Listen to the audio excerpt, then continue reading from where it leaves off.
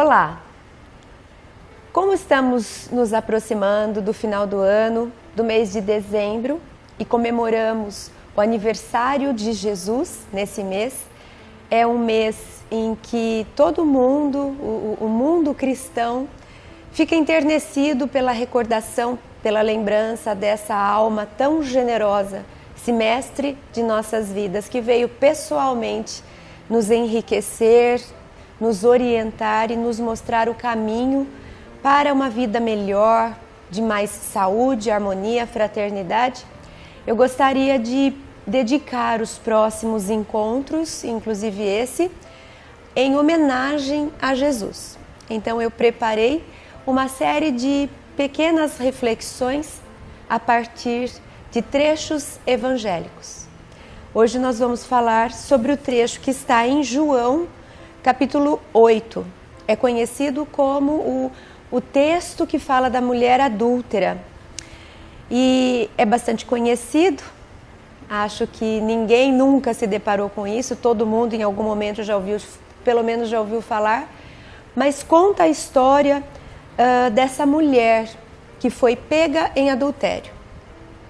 Jesus já estava vivendo os dias em que alguns opositores a ele já estavam desagradados com a atuação de Jesus entre o povo.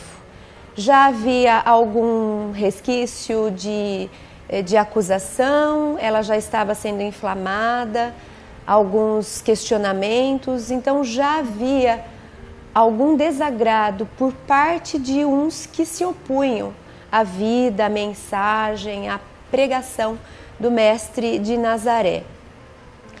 E nesse contexto Jesus estava ali na praça, né, onde o povo vivia, onde as pessoas conviviam, e alguém, representante daquela lei que poderia aplicar a condenação do apedrejamento por adultério, traz essa mulher arrastada pelo braço, joga ela no chão e a acusa.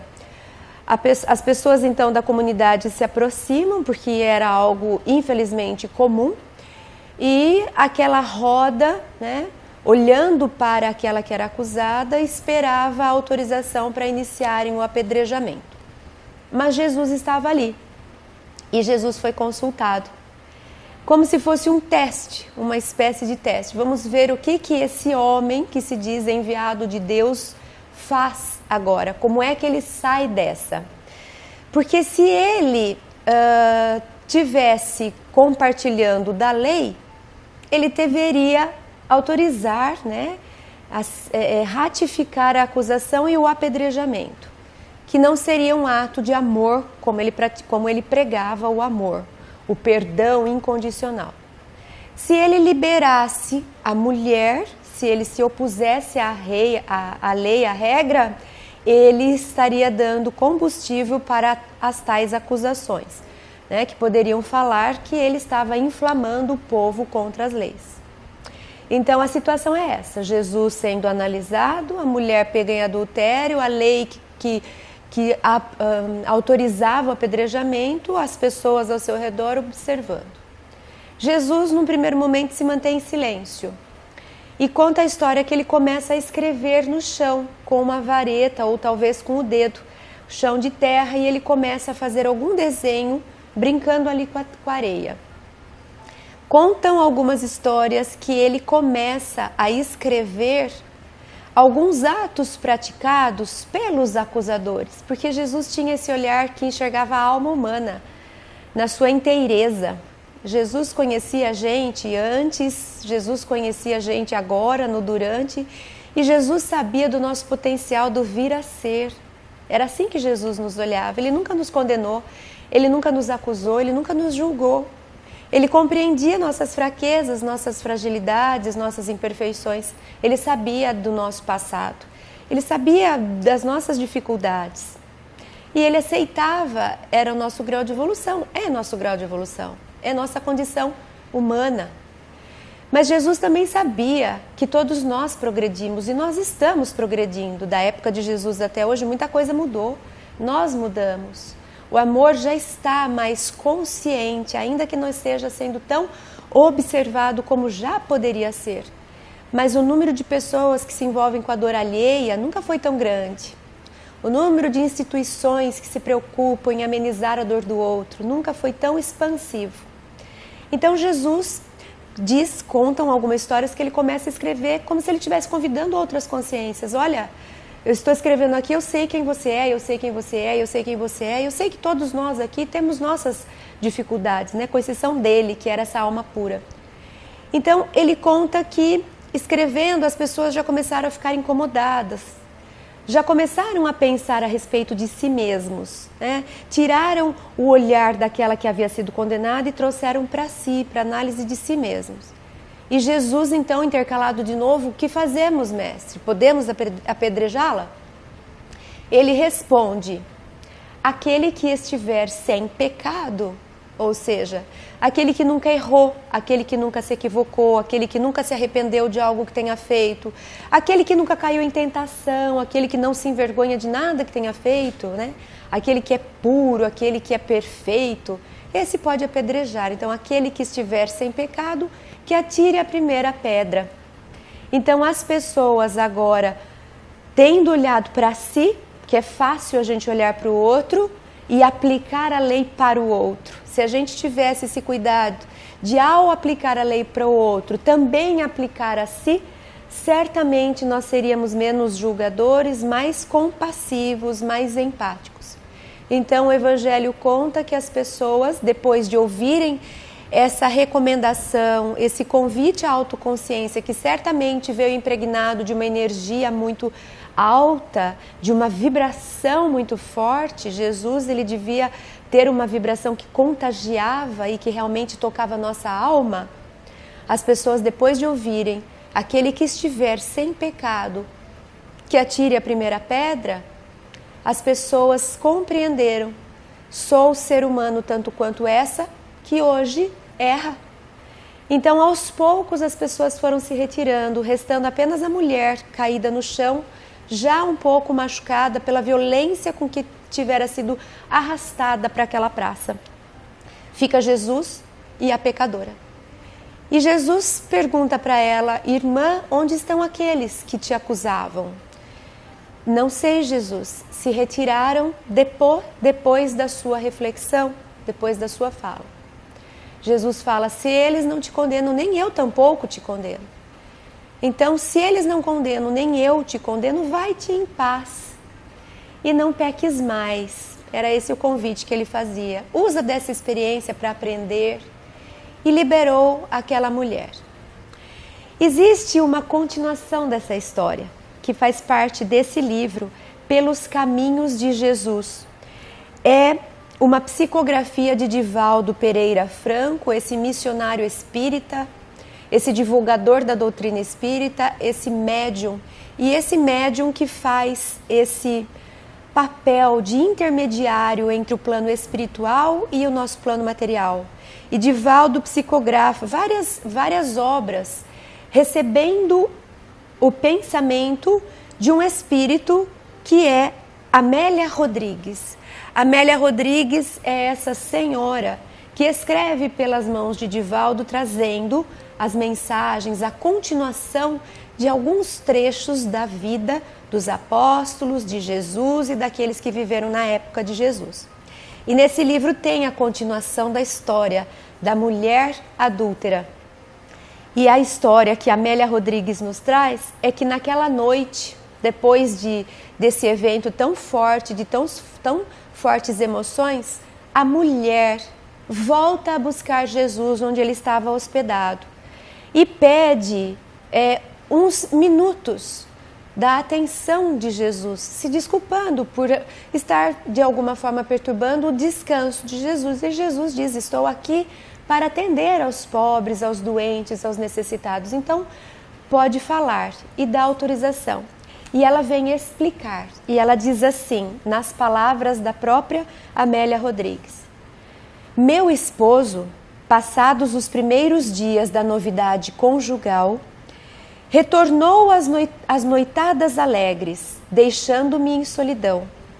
Enferma da alma e carente de bondade, permiti-me envenenar por tormentos que não merecem compaixão.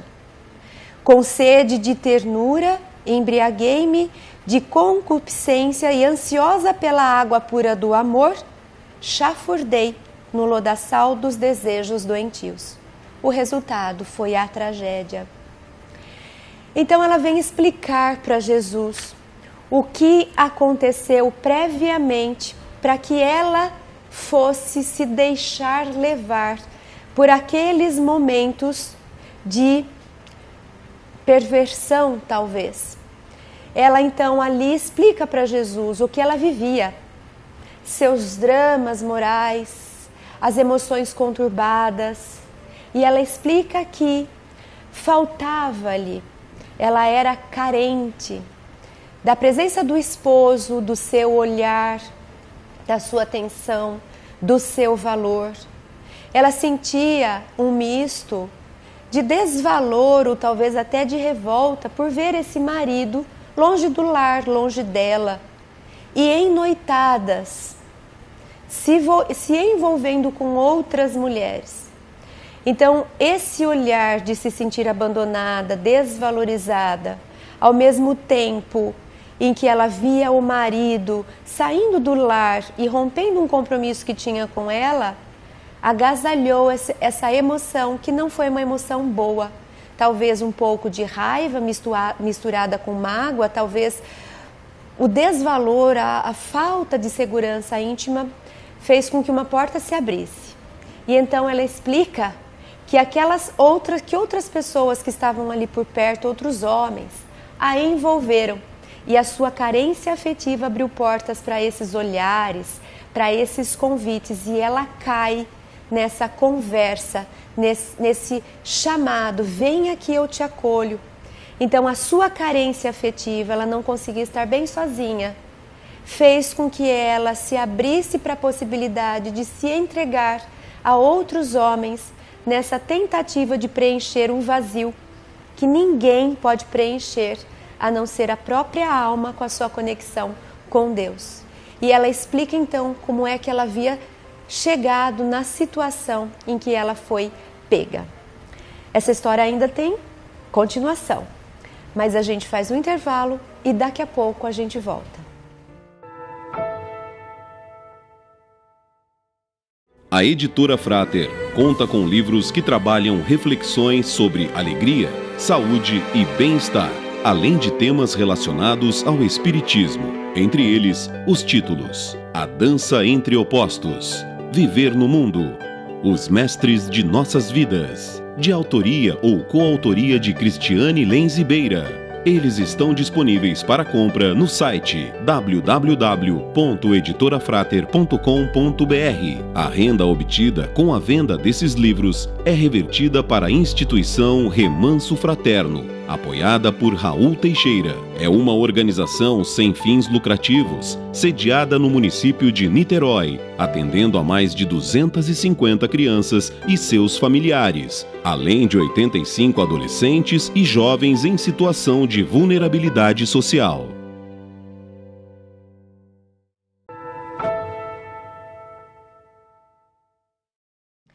Bem, estamos conversando, refletindo sobre o trecho evangélico que está em João, capítulo 8, que trata da mulher adúltera.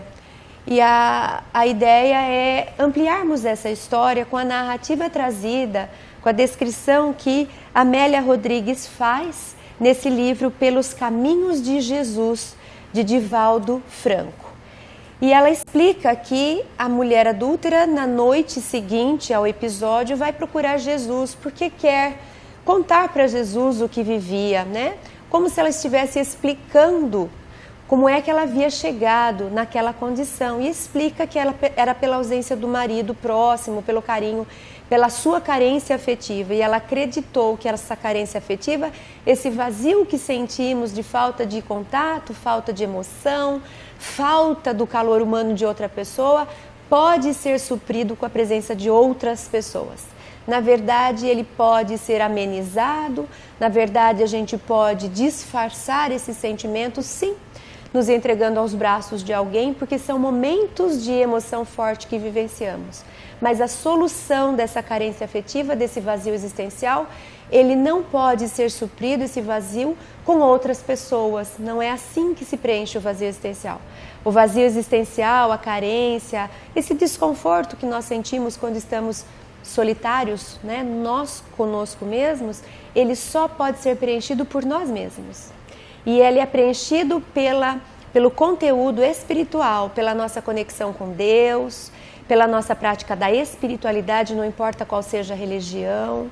É algo que a gente só consegue preencher mergulhando para dentro e não se jogando nos braços de outras pessoas, nem de outras práticas, nem de outros hábitos. Então ela vai explicar a Jesus que ela estava nesse drama conjugal.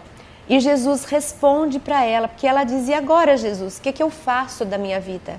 Agora que eu tenho consciência de que eu errei, eu tenho consciência de que eu não sou feliz, eu tenho consciência de que busquei a felicidade de um jeito transitório, passageiro e que me prejudicou mais ainda. O que eu faço? E Jesus recomenda a ela, nas palavras de Amélia Rodrigues, Jesus diz: a paciência e a confiança em Deus serão as duas providências iniciais que te facultarão a cura e a renovação da saúde.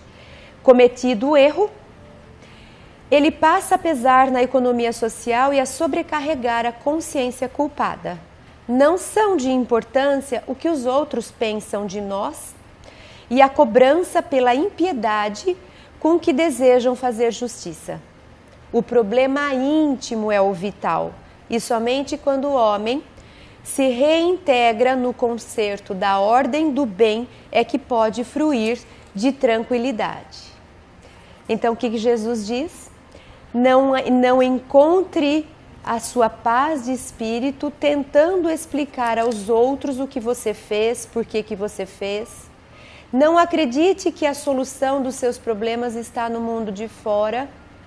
Não perca tempo tentando se justificar, tentando fazer com que as pessoas te compreendam.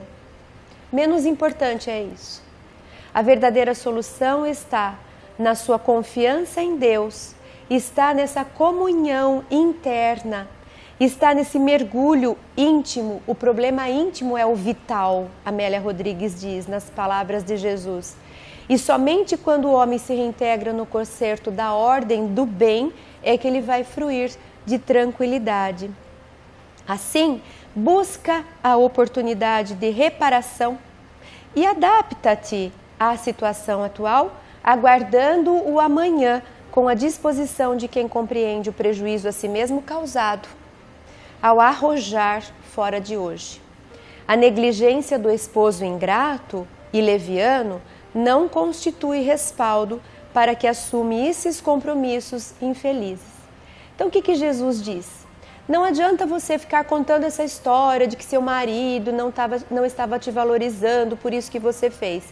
Isso vale para você fazer uma análise de si mesma, isso vale para que você compreenda o que fez com que você agisse de uma forma que não te fez bem. Então, para tomada de consciência, é ótimo nós olharmos para trás e tentarmos explicar as coisas que nos acontecem ou as coisas que nós fazemos acontecer.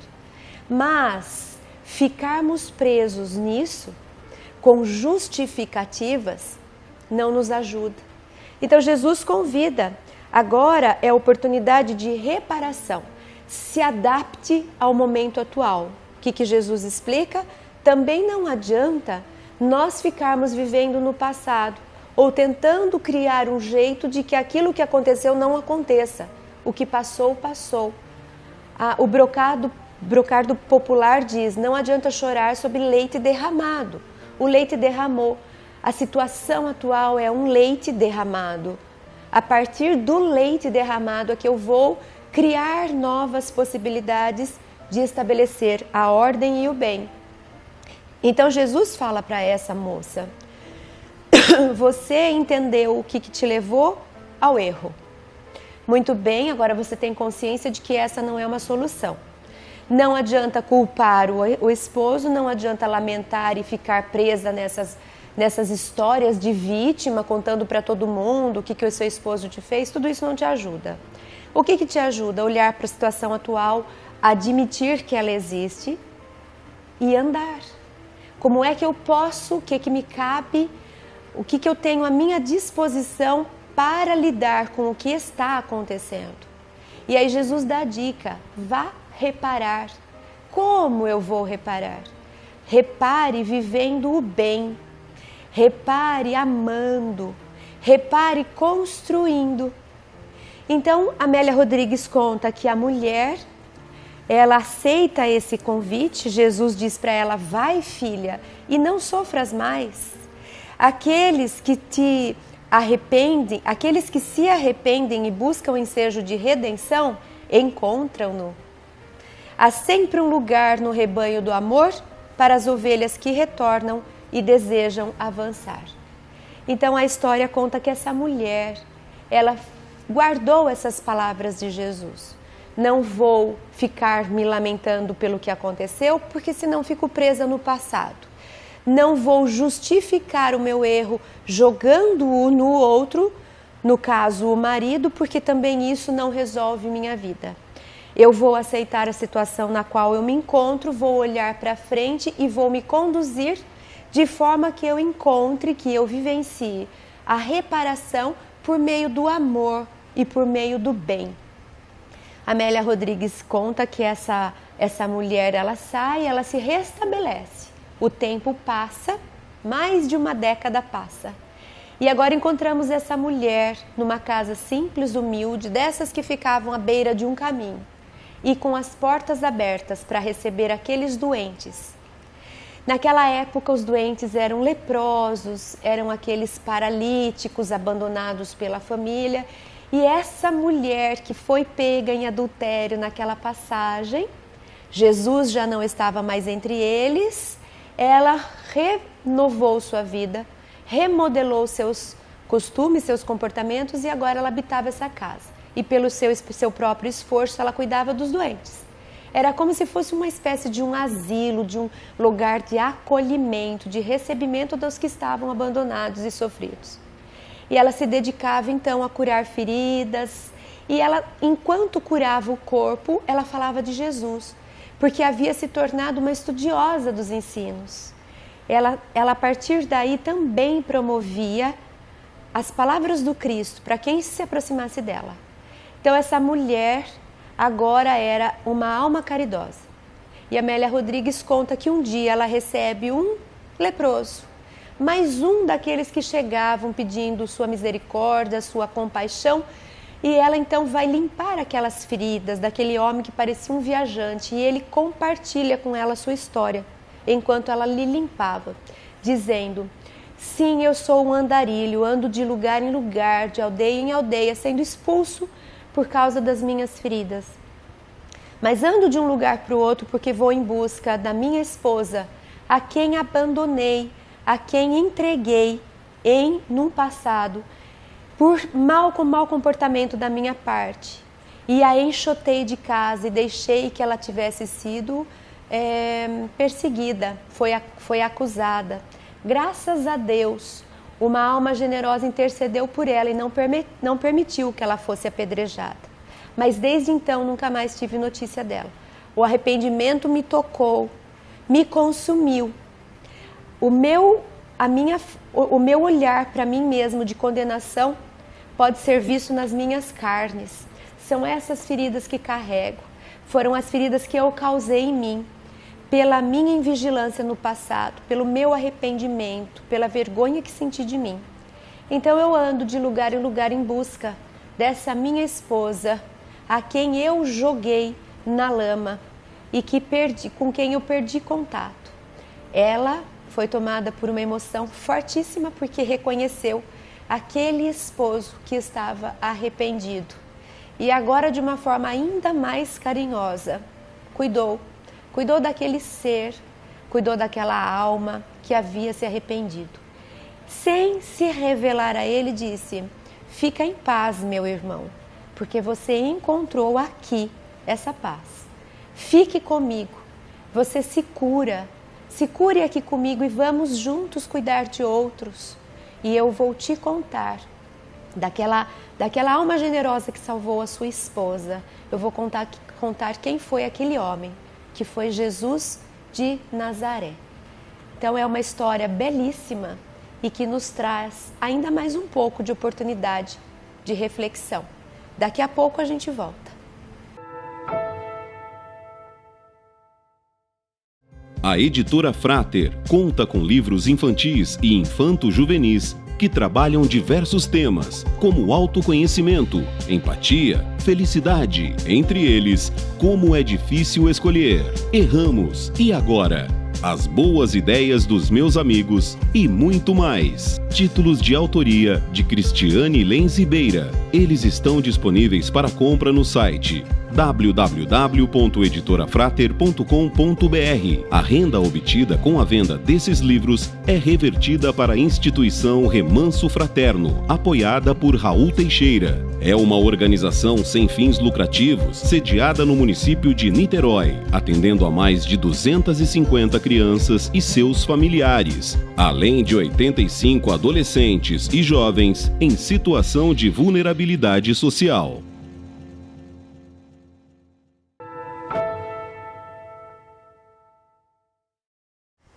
Bem, nosso encontro de hoje está sendo feito com base no livro Pelos Caminhos de Jesus, psicografia de Divaldo Pereira Franco e escrito pelo Espírito Amélia Rodrigues. E trata do trecho da mulher adúltera que está no Evangelho de João, capítulo 8. Amélia Rodrigues amplia essa história, é uma história linda que merece ser lida, emocionante. Impossível terminarmos esse capítulo da leitura sem estarmos com os olhos marejados. É um encontro de almas que se convertem para o amor, que tomam consciência a respeito do que realmente importa na vida, de que abandonam as transitoriedades do mundo para se dedicar ao verdadeiro amor, que se dedicam ao outro, ao bem. E Amélia Rodrigues nos convida a essa reflexão a respeito do perdão, a respeito do quanto usamos de justificativas para nos esquivarmos desses enfrentamentos. Nós conversamos então, na parte anterior, a respeito da justificativa e da explicação, procurando fazer uma distinção. Então, sempre que nos envolvermos com erros, que faz parte da natureza humana, porque a natureza humana para viver, a gente vive com base em riscos, em experiências. E é impossível nos arriscarmos a novas experiências sem nos abrirmos para a possibilidade do erro. Então, erro faz parte da nossa natureza. Infelizmente, nós temos uma distorção nessa forma de olhar para os erros. Nós condenamos muito facilmente os erros, o que é ignorância da nossa parte, porque qual é a possibilidade de jamais errarmos? É nenhuma. Se não existe possibilidade de que alguém viva na Terra sem cometer erro, por que nós supervalorizamos o erro e perseguimos as pessoas que erram e nos envergonhamos de contar dos nossos erros? É invigilância da nossa parte, é falta realmente de uma mente alerta. Nós nos deixamos levar por esse comportamento de manada e acusamos com o dedo, apontando as pessoas que erram, como a mulher adúltera passou por isso. Ignorância nossa. Jesus faz então com que essa mulher entenda que a gente pode sim vasculhar o acontecimento em busca de explicação. Explicação é uma análise do que aconteceu com a finalidade de entender e de aprender com o que se foi analisado. Então eu cometo um erro e eu posso explicar o que aconteceu, sim, porque ao explicar eu estou pensando, eu estou recordando, eu estou analisando, eu estou concatenando ideias. Então, a explicação, ela traz uma descrição, ela traz uma análise e a possibilidade de aprender com aquilo. Mas justificativa, a gente pode pensar de um jeito diferente. Quando a gente usa isso como justificativa, significa, olha, eu não tenho nada a ver com isso, o problema foi o outro que fez. Eu agi mal, mas não por causa de mim. Eu agi mal porque o outro me empurrou, eu agi mal porque o outro me provocou, eu agi mal porque o outro não me orientou. Isso é justificativa, justificativa não adianta nada. A gente fica se justificando para se livrar do problema, a gente não se livra, a gente não aprende, a gente não cresce, a gente não se transforma. Então, fica aqui essa primeira recomendação, cuidado. Quando nós vivemos alguma situação em que nos equivocarmos, o que é natural, o que faz parte da nossa vida, não tem problema nenhum. Para um pouco e analisa, observa, busca sim explicações. Por que será que eu falei desse jeito? Por que será que eu tomei aquela decisão? Será que valeu? Será que adiantou? Será que resolveu? O que me trouxe a essa situação? De onde é que eu venho para acabar chegando nesse contexto? Então, sim, procurar explicações, procurar entendimento, isso é enfrentamento. Eu não estou fugindo do problema, eu estou olhando para ele. Eu estou enfrentando e eu estou tentando entender o que aconteceu. Então, essas explicações são boas para a tomada de consciência. Mas justificativas não são boas. Justificativas são quando a gente costuma dizer assim, mas o que eu poderia fazer? Afinal de contas, o outro é que me conduziu. Mas o que você esperaria de mim? Imagina como é difícil estar no meu lugar. Mas, e esse mais significa, eu estou falando do que aconteceu, mas não quero me responsabilizar. Não me cabe participação. Então eu não assumo a responsabilidade. Se eu não assumo a responsabilidade, eu não me envolvo com a solução. Então o negócio fica lá parado, como se ninguém tivesse nada a ver com a história. E na parte da psicologia, a gente aprende que sempre que estiverem dois se relacionando ou mais, sempre que nós estivermos nos relacionando com alguém, não importa o que aconteça, 50% de cada um é a responsabilidade. Mas foi ele que me traiu. Pois é, mas se nós mergulharmos na psique, se nós mergulharmos na história do relacionamento, sempre tem os dois lados da história. Sempre tem a participação. Esse é um exemplo bom da mulher adúltera, porque ela mostra que ela sim tinha se equivocado, 50% dela ela assumia, mas o marido também tinha os seus 50%, porque não a valorizou. E quando a gente se compromete com alguém, a gente se torna eternamente responsável por essa relação. Então, sempre que nos relacionarmos, não importa se eu sair ganhando ou perdendo na situação, eu sempre tenho a minha participação e o outro tem a participação dele. Então, justificativas para tentar nos isentar da responsabilidade não funciona. Nós vamos ficar presos na situação e não vamos aprender com ela e não vamos arrumar e não vamos transformar e nem melhorar. Então não importa o que tenha acontecido, não importa quem tenha errado. Se cada um dos lados se responsabilizar pelo que cabe a cada um dos lados, se cada um dos lados se responsabilizar por modificar, por se transformar e por andar num caminho novo, pronto, a solução tem grande chance de ser resolvida. Mas se ficarmos turrões, teimosos, querendo atribuir a justificativa, mas foi ele que começou, mas foi ela que provocou, mas o que você esperaria de mim, mas o que você queria que eu fizesse? A gente fica disputando para ver quem joga a culpa como se fosse batata quente que a gente joga para o outro e não se resolve, não se cresce, não se amadurece. Esse casal que Jesus apresenta no Evangelho, né? João apresenta para a gente essa história, ele foi um casal que caiu, os dois caíram na lama, os dois sofreram, os dois se arrependeram, os dois aprenderam com a situação e cada um de um jeito conseguiu evoluir e eles conseguiram se reencontrar lá na frente, agora com uma nova consciência de vida. Saíram daquela ilusão das noitadas, dos prazeres mundanos, das carências afetivas, né? Como nas palavras chafurdando na lama, no lamaçal dessa miséria moral, e os dois agora se encontraram numa nova condição, com consciência de vida, se preocupando com o outro, curando feridas, acolhendo os irmãos, falando de Jesus, praticando o amor, vivenciando. Certamente aquelas duas almas lá, sim, no futuro, estavam preenchidas por esse amor. No começo era algo como se fosse uma fascinação, uma brincadeira de criança, aquelas coisas que são importantes para a vida, os prazeres, mas eles não preenchem vazio existencial. Precisa abrir mão daquilo? Não. A gente pode viver com prazeres, com alegrias, com distrações, com brincadeiras. Isso é ótimo, isso traz motivação para a vida. Mas não vamos ter a ilusão de que isso faz com que eu conquiste uma vida de paz, de plenitude. Porque a vida de paz, de plenitude, de saúde, de segurança, ela é interna. Não são coisas de fora, festas, brincadeiras, né, noitadas. Isso é algo que me envolve no mundo de fora, né? Eu rio, eu brinco aqui fora. Mas o buraco, aquele que vai me incomodar lá na frente, que pode me levar a uma depressão, ele é de dentro.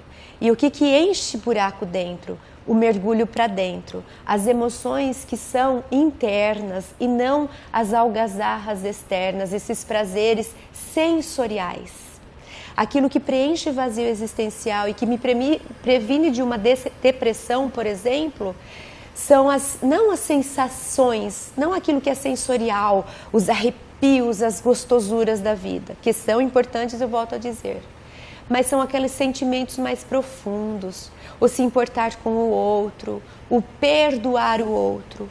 E talvez nós possamos resumir o encontro de hoje falando sobre esse perdão. Sobre o perdão dessas duas almas. Uma perdoou a outra e também cada uma se perdoou a si mesma. E conseguiram renovar, reestruturar, refazer a própria vida, mudando a sua direção. Mas principalmente porque aceitaram abrir mão das justificativas, se responsabilizaram pela parte que cabia a cada um. Tanto ela quanto ele assumiram o seu lado da história. Ela sabia que ela tinha se equivocado e ele também. Então eles se responsabilizaram, eles se perdoaram e eles foram viver agora sentimentos mais profundos, sentimentos interiores. Então fica esse convite para a prática do perdão ao invés da acusação, ao invés da justificativa, tentando fazer com que o outro leve a responsabilidade, a gente não chega a lugar nenhum. Vamos analisar, vamos compreender e vamos fazer o que Jesus nos propôs. Olha para o momento presente, aceita a realidade, para de ficar justificando que não foi você que fez.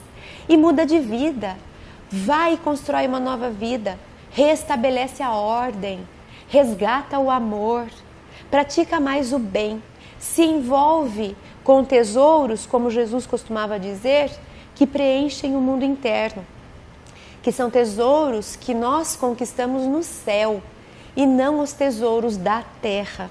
Então fica esse convite para a gente sempre lembrar desse caso lindo da mulher adúltera, que justamente porque foi pega no erro, teve a possibilidade de modificar a sua vida e de salvar a sua alma, justamente depois do grande erro da sua vida, é que essa mulher consegue preencher o vazio existencial e se encontrar consigo mesma, com Deus e com o seu próximo.